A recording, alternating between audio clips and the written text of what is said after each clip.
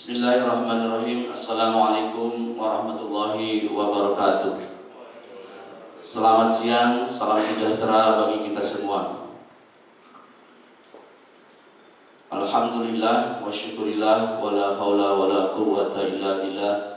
Asyhadu an la ilaha illallah wahdahu la syarikalah wa asyhadu anna Muhammadan abduhu wa rasuluh alladzi la nabiyya ba'da. A'udzu billahi minasyaitonir rajim. Bismillahirrahmanirrahim. Ya ayyuhalladzina amanu kutiba alaikumus syiyamu kama kutiba alal ladzina min qablikum la'allakum tattaqun. Shadaqallahul adzim. Yang sama-sama kita hormati, kita banggakan, kita taati Ketua Majelis Syuro Partai Keadilan Sejahtera Habib Dr. Salim Segaf Al-Jufri. Semoga Allah melindungi beliau dan memberikan kesehatan untuk selama-lamanya. Juga kepada seluruh jajaran pimpinan PKS, Dewan Pimpinan tingkat pusat, Dewan Pimpinan tingkat wilayah, Dewan Pimpinan tingkat daerah, dan juga pimpinan sampai dengan DPC dan DPRA. Juga tentu saja kepada seluruh keluarga besar Partai Keadilan Sejahtera dan seluruh pemirsa yang mengikuti acara Milad PKS ke-22 ini.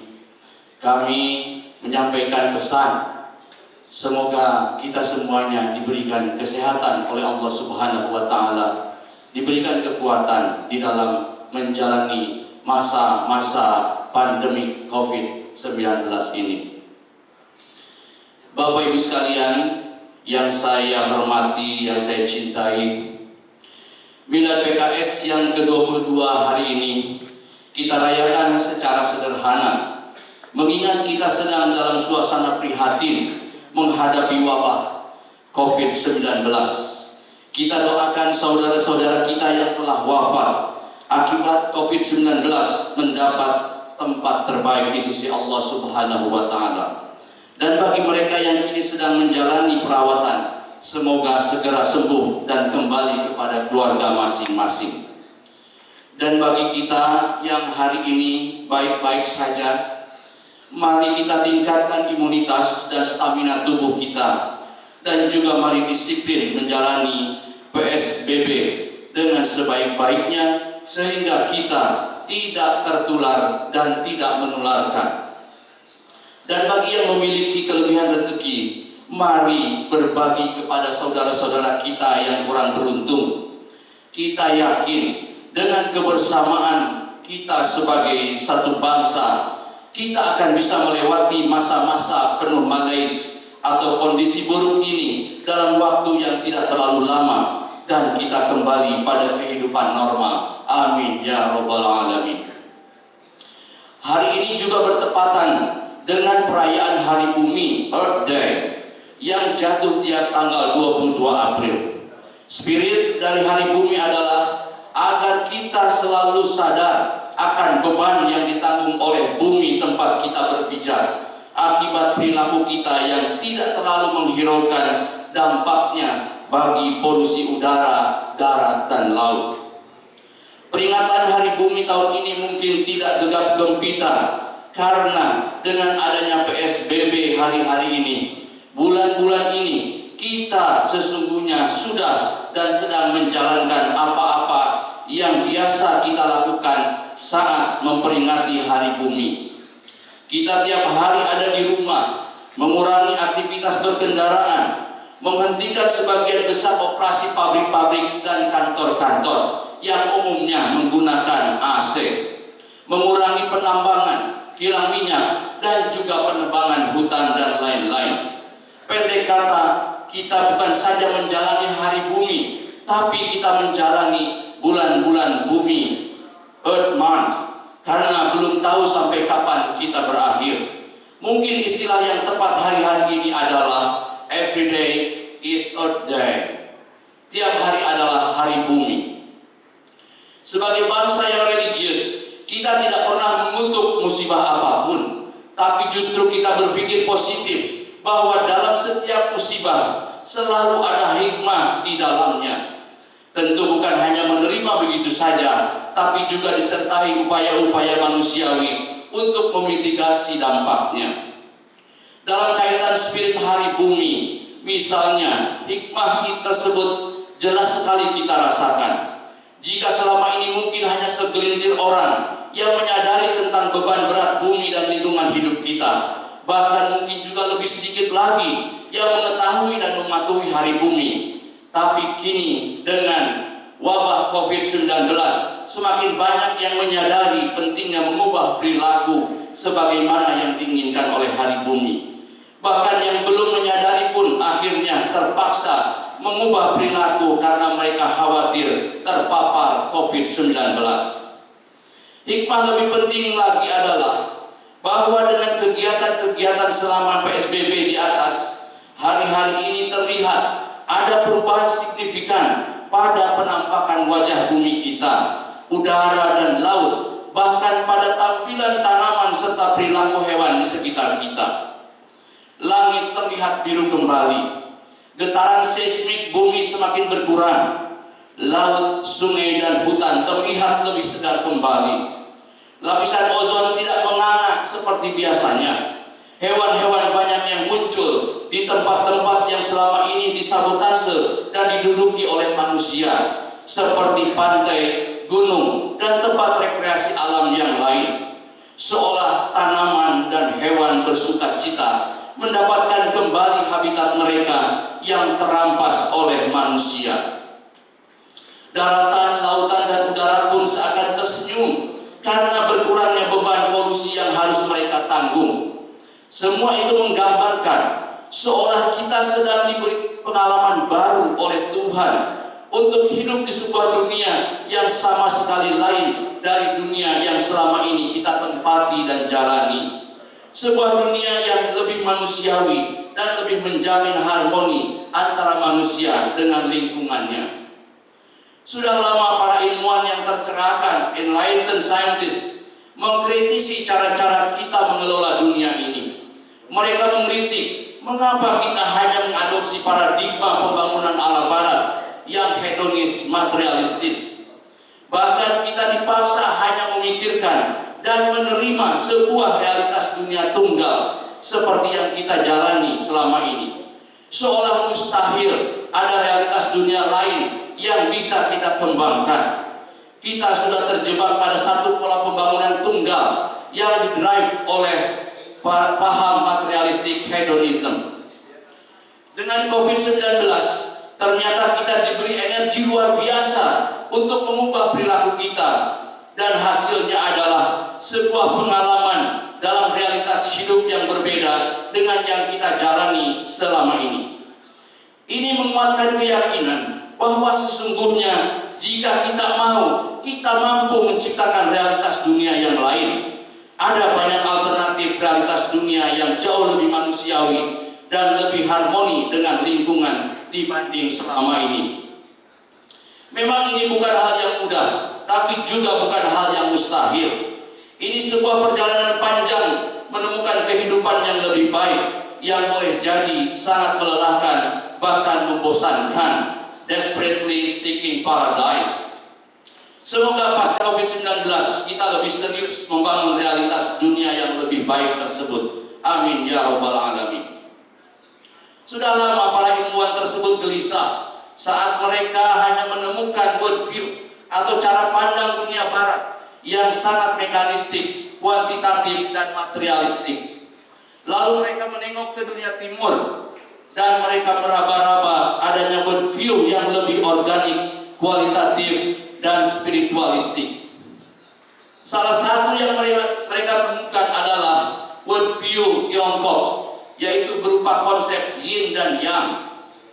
Yang adalah aspek dinamis, keriuhan, antusiasme, dan lahiriah. Sementara yin adalah aspek-aspek keteduhan, kesejukan, ketenangan, dan batiniah. Kedua aspek ini beriring sejalan, membentuk realitas yang jauh lebih seimbang antara lahiriah dengan batiniah, antara material dengan spiritual.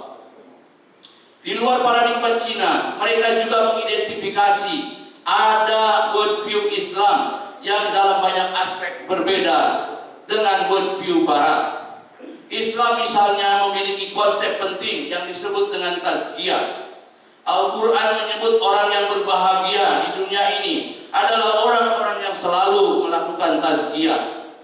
Tazkiyah dalam beberapa kamus diterjemahkan sebagai growth and purification, merupakan sebuah konsep penyucian diri dalam ruang dan waktu yang tidak vakum, sebuah konsep penyucian diri dalam dunia yang dinamis. Di dalamnya terkandung makna bahwa penyucian diri hanya memiliki arti ketika manusia tersebut aktif dan dinamis mengelola dunia, dan sebaliknya penyucian diri kehilangan relevansinya bagi mereka yang sehari-hari mengisolasi diri di luar atau pojok-pojok dunia. Konsep ini mendorong kaum muslimin untuk selalu terlibat secara aktif dan proaktif dalam pengelolaan dunia dan pembangunan peradaban manusia, yang biasa disebut sebagai tugas al-imarah atau at-takwiniyah, membangun dan memakmurkan dunia. Di saat bersamaan, konsep tazkiyah juga mewanti-wanti kaum muslimin untuk tidak jor-joran dalam membangun dunia. Mereka harus mawas diri, jangan sampai merusak sifat asali atau fitrah manusia dan alam semesta secara umum. Itulah tugas ar-riayah atau at-tashri'iyah, memelihara dan menjaga dunia. Jadi tazkiyah adalah konsep penyucian diri yang dinamis, tidak statis, dan sekaligus konsep pembangunan dunia yang mawas diri. Dengan kata lain, ada dinamika dalam penyucian diri dan ada mawas diri dalam membangun dunia. Tentu di luar konsep tazkiyah, Islam memiliki banyak konsep lain yang intinya adalah keseimbangan antara aspek-aspek material dengan spiritual, antara lahiriah dengan batiniah, antara keimanan dengan ikhtiar. Di masa COVID-19 ini kita menyaksikan ada beberapa ilmuwan baik dari kalangan muslim maupun non-muslim yang mencoba menampilkan ajaran-ajaran Islam yang berkaitan dengan penanganan COVID-19. Salah satu yang menonjol adalah Craig Considine, seorang sosiolog Amerika Serikat yang sangat menaruh perhatian pada ajaran-ajaran Islam.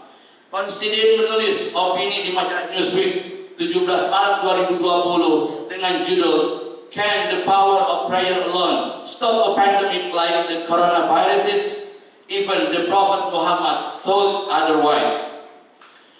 Dia tulis bahwa para imunolog hari ini berkesimpulan cara efektif menghadap penyebaran virus adalah dengan menjaga kebersihan dan dengan karantina atau isolasi diri.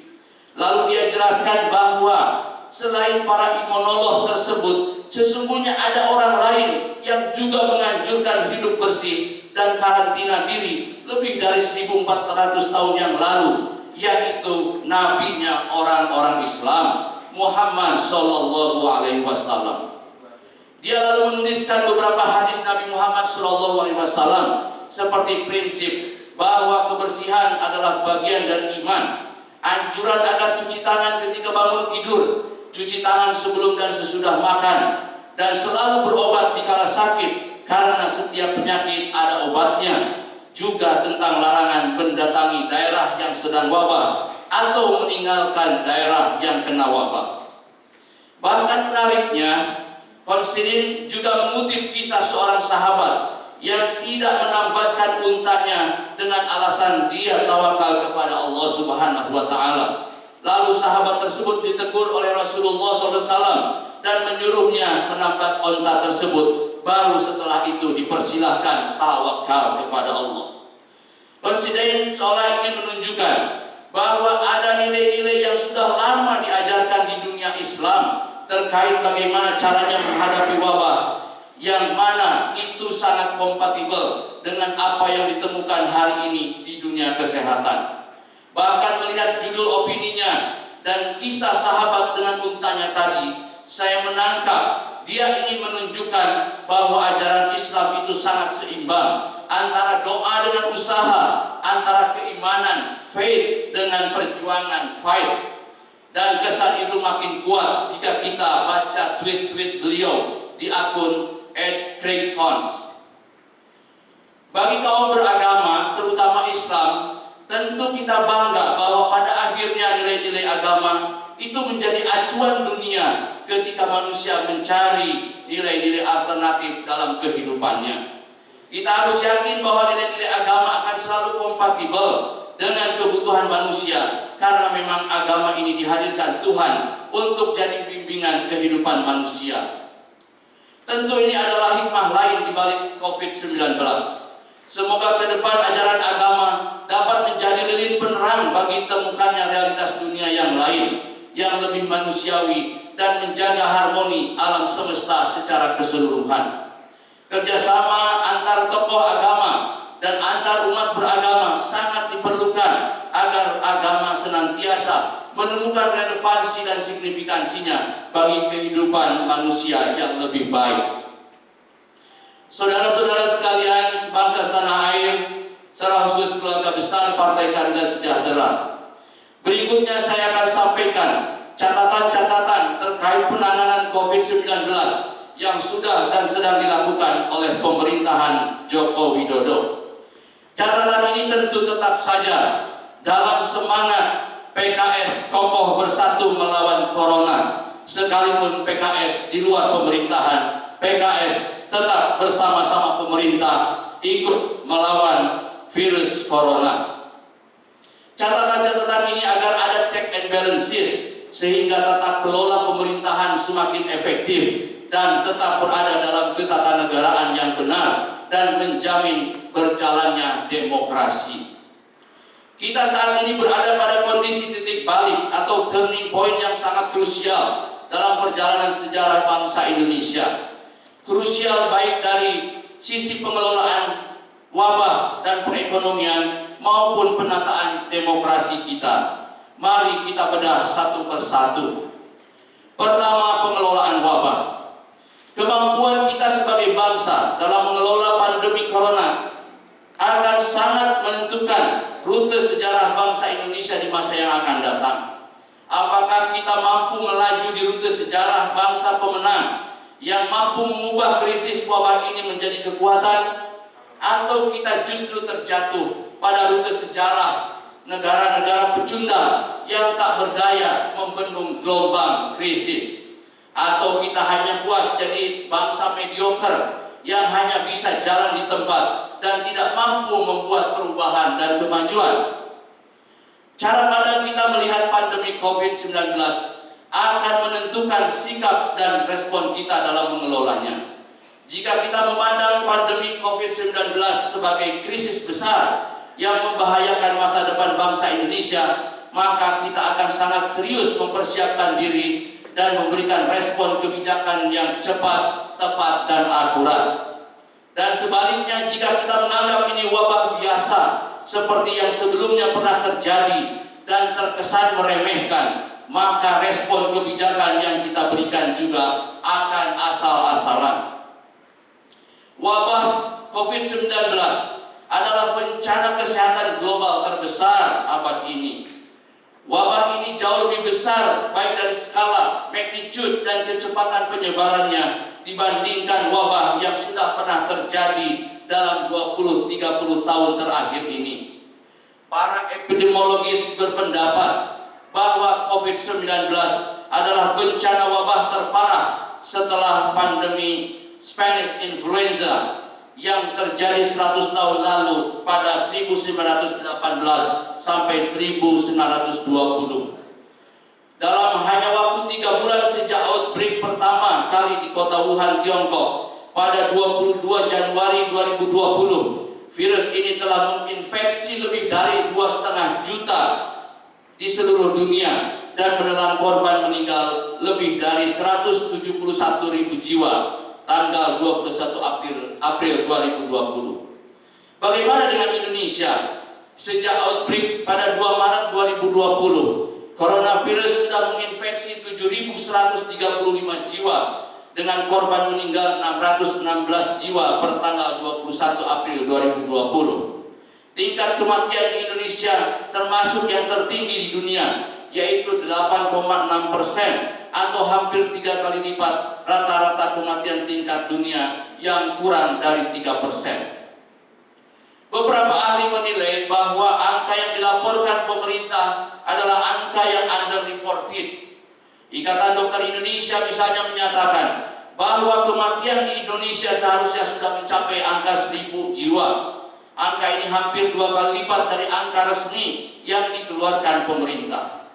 Bahkan Gubernur DKI Jakarta melaporkan bahwa warga DKI Jakarta dimakamkan dengan protokol COVID-19 telah mencapai 1.043 jiwa per tanggal 16 April 2020. Mengapa kasus di Indonesia tampak lebih sedikit? Jawabannya sederhana, karena pemerintah tidak mampu melakukan testing dengan cepat dan masif. Sungguh ironis, Indonesia termasuk salah satu negara yang paling rendah tingkat testingnya di dunia.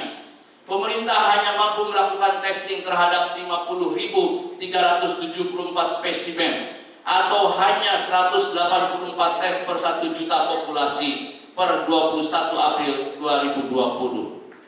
Testing adalah satu kebijakan yang krusial dalam mitigasi penyebaran COVID-19.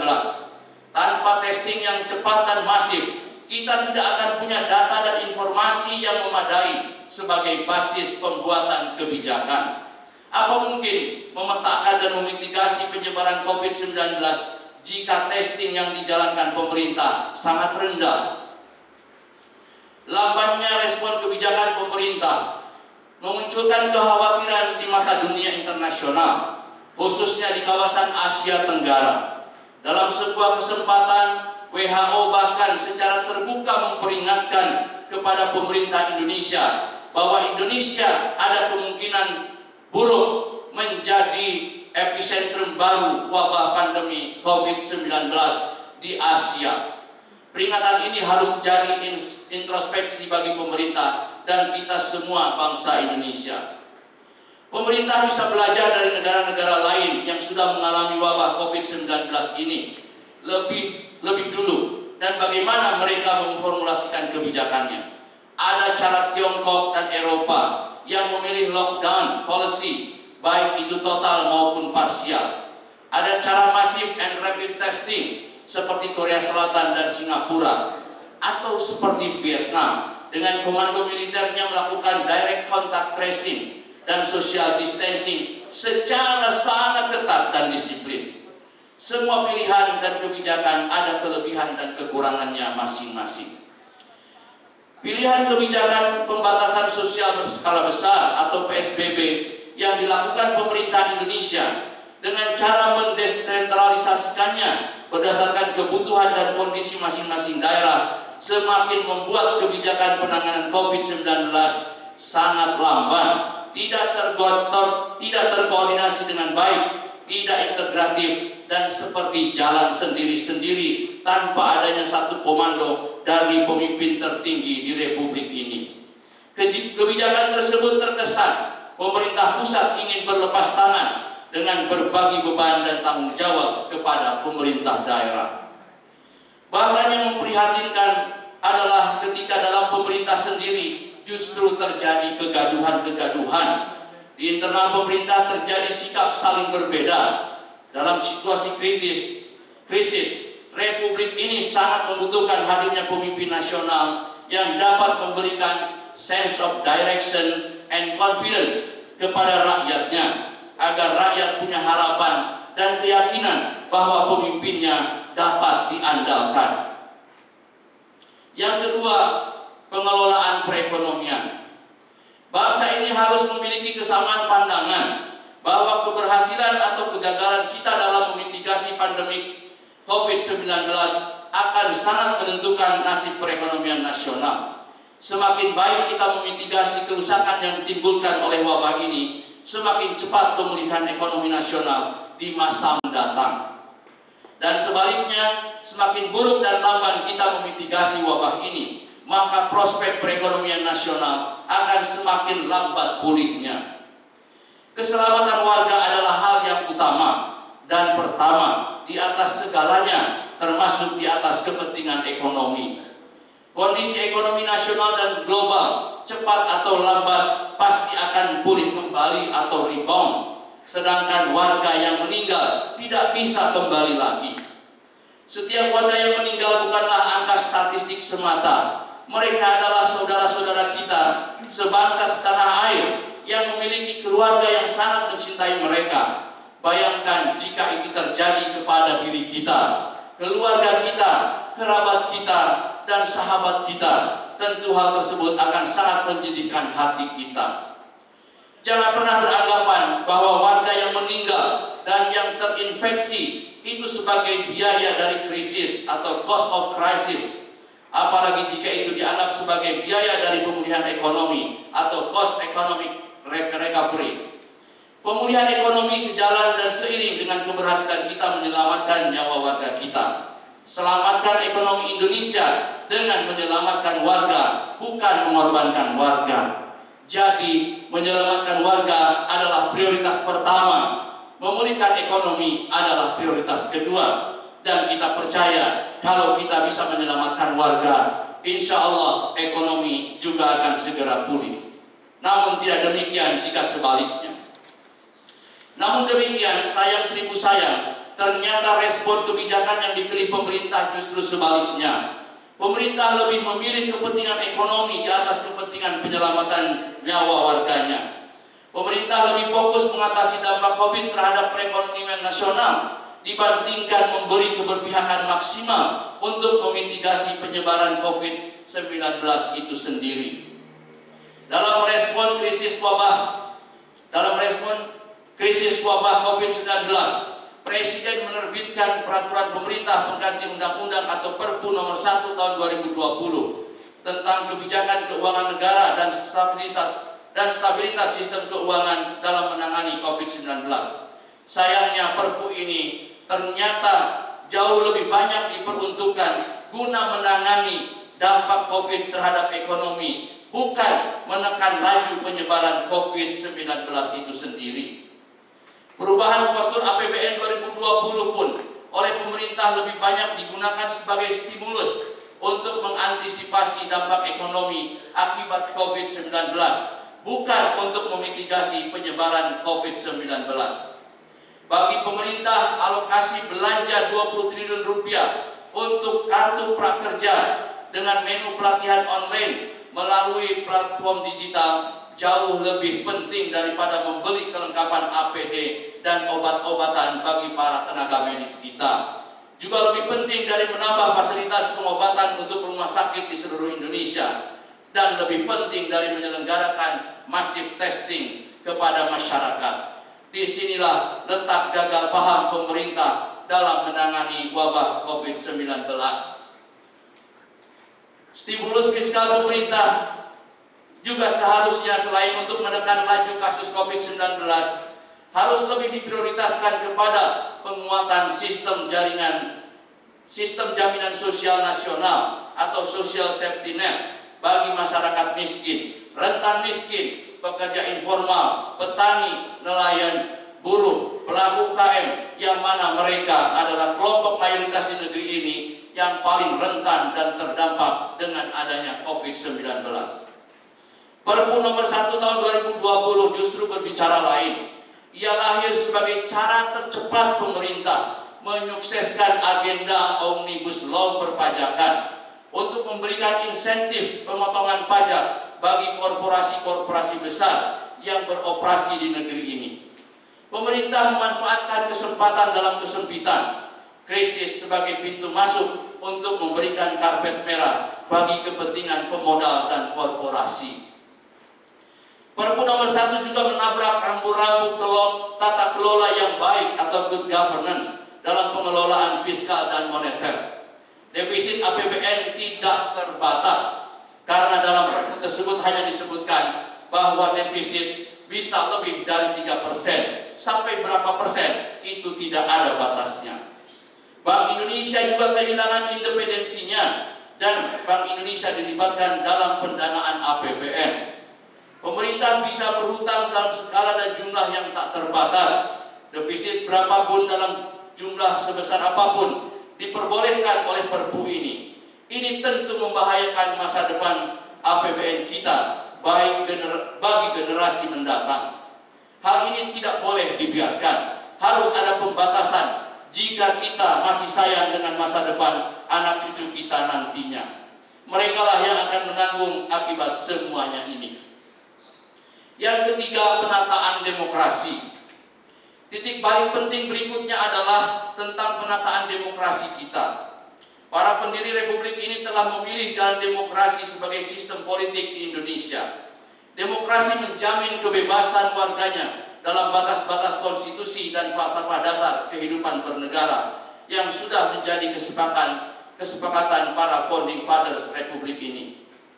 Jika kita melihat kembali sejarah sejak republik ini berdiri, tampak sekali bahwa tarik-menarik antara kelompok pro-demokrasi dengan anti-demokrasi itu memang terjadi. Demokrasi mengalami beberapa kali perubahan bentuk wajah sesuai karakteristik dari rezim yang berkuasa. Meskipun tiap rezim mengklaim eranya menjalankan demokrasi, tapi faktanya sistem yang berjalan masih jauh dari prinsip-prinsip demokrasi. Fakta menunjukkan seringkali krisis membuka dua kemungkinan, yaitu pertama, jatuhnya pemerintahan yang otoriter dan lahirnya pemerintahan yang demokratis, atau sebaliknya, bangkitnya pemerintahan yang otoriter dan matinya demokrasi. Dalam analisis Partai Keadilan Sejahtera, Perpu nomor 1 tahun 2020 memberi jalan terbuka bagi lahirnya pemerintahan otoriter. Atas nama penyelamatan ekonomi, Perpu tersebut memberi legitimasi benih-benih otoritarianisme melalui perundang-undangan. Perpu nomor 1 tahun 2020 secara eksplisit memangkas hak-hak legislasi dan anggaran DPR RI. Perubahan postur APBN cukup melalui proses peraturan presiden tanpa melalui proses legislasi undang-undang yang harusnya mendapatkan persetujuan DPR RI sebagaimana amanat konstitusi kita, Undang-Undang Dasar Negara Republik Indonesia tahun 1945. Sebagaimana kredo politik yang sangat masyhur, power tends to corrupt and absolute power corrupt absolutely. Maka penting ada pembagian kekuasaan trias politika agar terjadi check and balances. Kekuasaan tidak boleh dimonopoli oleh eksekutif. Dalam sistem presidensial, di mana presiden dipisahkan dari kekuasaan parlemen dan merupakan penguasa tertinggi lembaga eksekutif, ia harus dikontrol oleh kekuasaan legislatif. Sehingga gerak langkah presiden dalam menjalankan roda pemerintahan tetap pada rel yang benar sesuai dengan konstitusi dan perundang-undangan yang berlaku. Saudara-saudara sekalian, DPR RI tidak boleh menjadi rubber stamp yang hanya jadi tukang stempel kebijakan-kebijakan pemerintah.